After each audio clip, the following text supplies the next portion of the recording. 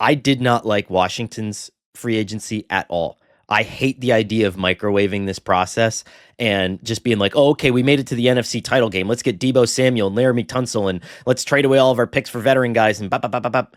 This, it's not 2010 anymore. Like it doesn't necessarily work that way. And now you're putting a lot on Jaden Daniels' plate. And for everybody that's telling me, well, you have to strike while the iron's hot. Yeah. That's what the Jets said with Mark Sanchez. That's what the Texans said with CJ Stroud. That's what all these teams, that's what the Eagles said with Carson Wentz. And it ended up just overloading these guys. And then they were never the same. And, CJ Stroud will be fine, probably.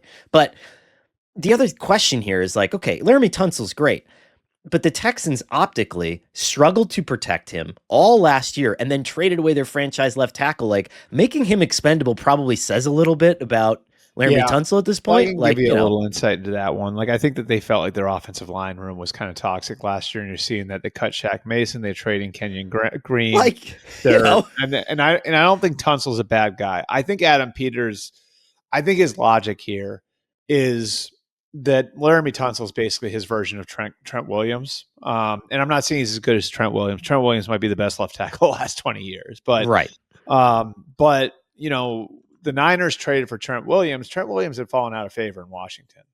And it was because like the place was such a mess and like had been kind of wayward and everything else. And they basically, John Lynch and Kyle Shanahan gambled that Trent Williams was going to straighten up and fly right when he got into a championship situation. And it happened and it's worked. And like, I mean, for the Niners, like to come out of the Joe Staley era, like they had Joe Staley as their left tackle for what, like a dozen years.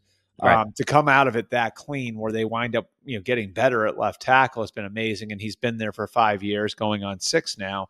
And I think that's sort of the idea here is that if you can get Laramie Tunsil and Dan Quinn's culture, then that'll change a lot for him. Now, the problem with that is the Texans weren't a dumpster fire.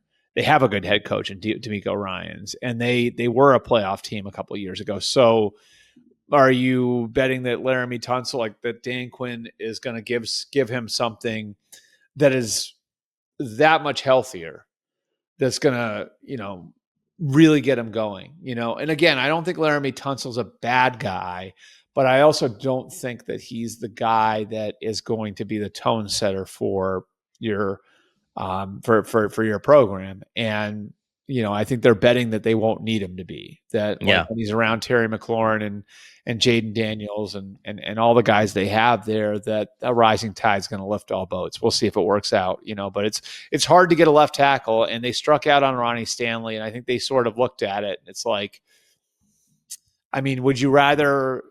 And this is going to be like what's fascinating about it is we'll get to watch it.